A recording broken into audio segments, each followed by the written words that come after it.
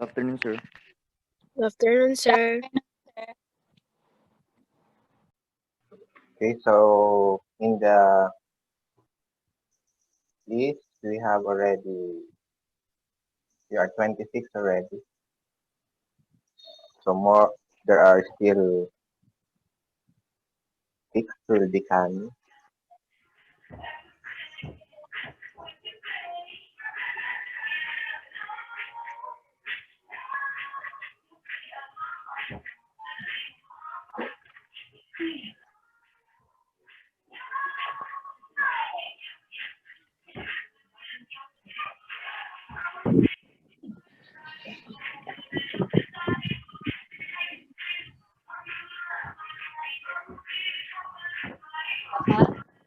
Randong, kailan mo nga yung ano mo? Randong. Pwede, pwedeng paki-mute muna yung mga yung mga ano.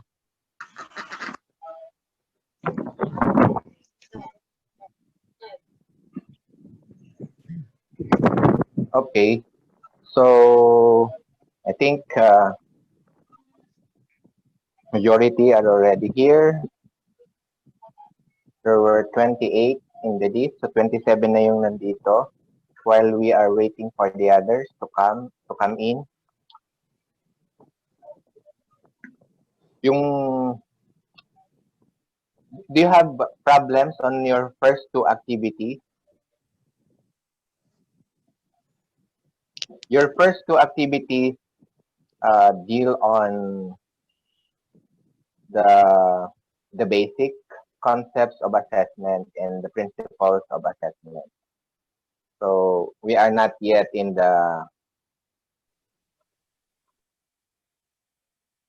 on the topics for assessment of learning 2. Review pa lang din yun. I hope you have received my comments in your activity number 1. Na-receive nyo ba?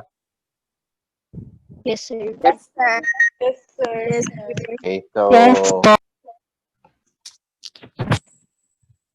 most of you naman are already familiar with the differences among that. For example, yung types of roles of assessment, yung assessment of learning, assessment for learning, and assessment as learning. So bali, medyo dinagdagan lang natin ng konti yung assessment for learning. Kasi when we talk about assessment for learning, the main reason of doing that is to improve instruction. So what are these types of assessment? Ito yung una, pre-assessment or placement assessment. Ang example nun is the pre-test. So we do that, we administer pre-test because we want to determine the prior knowledge of our students.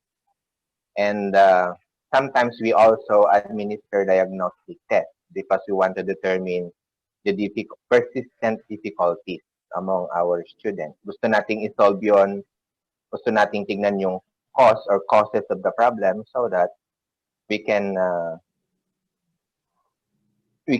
make a remedy or a program to remedy the problem or to solve the problem. And the other one, during instruction, we are also administering formative assessment. Itong formative assessment na to ay binibigay just after teaching a particular lesson. For example, the skill you want to teach is to identify the subject and the predicate of a given sentence. So after teaching that particular skill, then you can administer a short quiz, usually a 5 to 10 item test, just to test if they understood the particular topic or not. But that's still that is still during instruction. Hindi pa siya natatapos. Kasi that would be your basis. If majority of your students pass, for example, our definition of majority here is 75% of our students pass. kasi ang gusto nating performance level is 75%, then we can proceed to the next objective. If it's not, if below 75 or below majority, then we have to repeat the same lesson. Then of course, to those who failed, kahit nag-proceed ka na sa bagong lesson, you have to conduct remedial instruction to them para hahabol pa rin sila.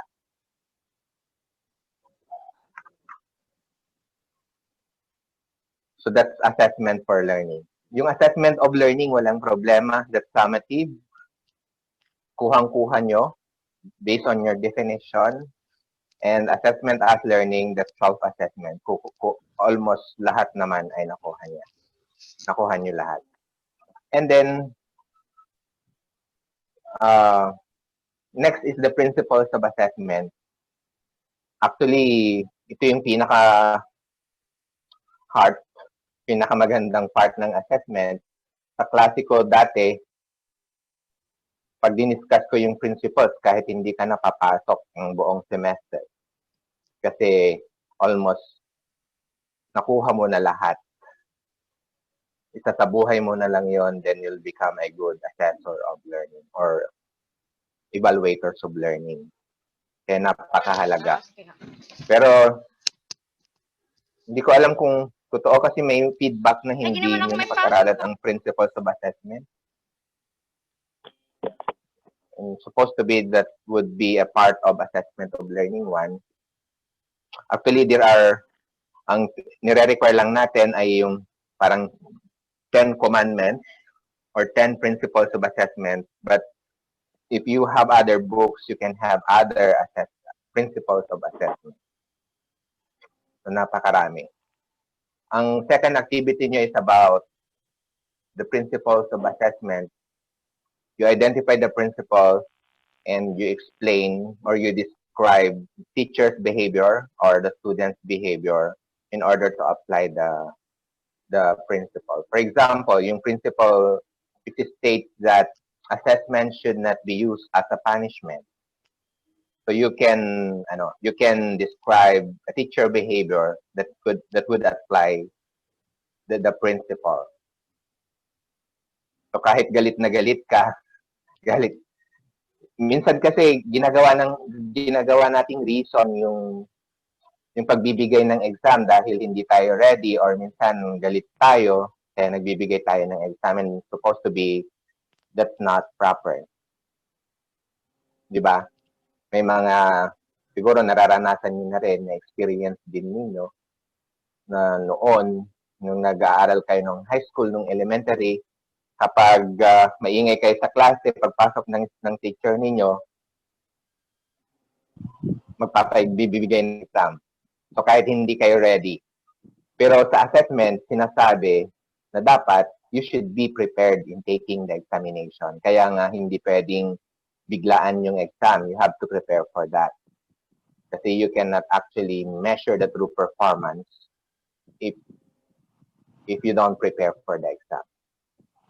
Kagaya din lang pagtitik ng licensure exam for teachers. So you should be ready in taking the licensure.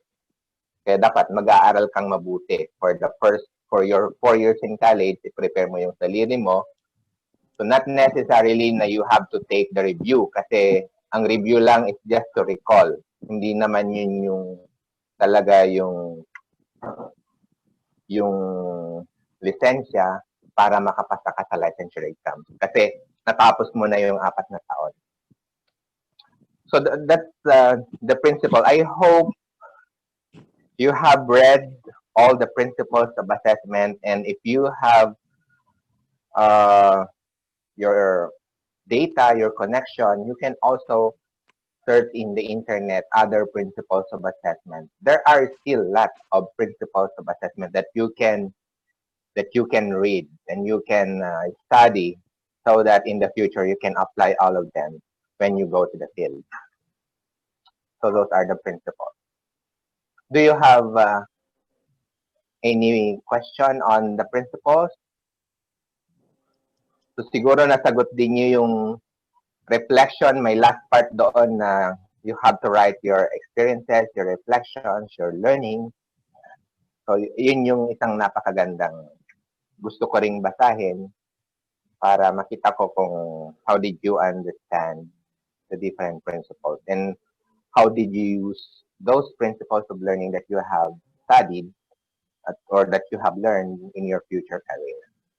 So kapag nagbigay kayo ng mga reflections, sulit-sulitin nyo na.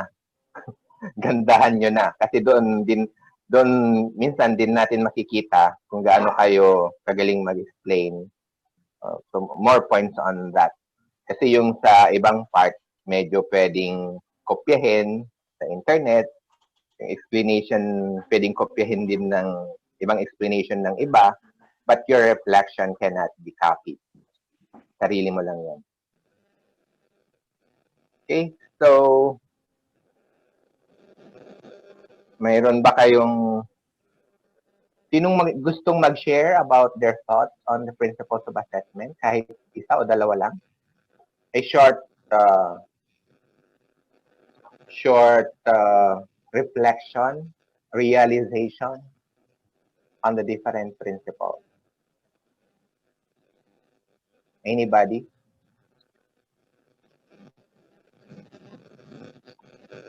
If you want to recite, you can audio on. You can on your audio. Sinong gustong mag-recite ngayon?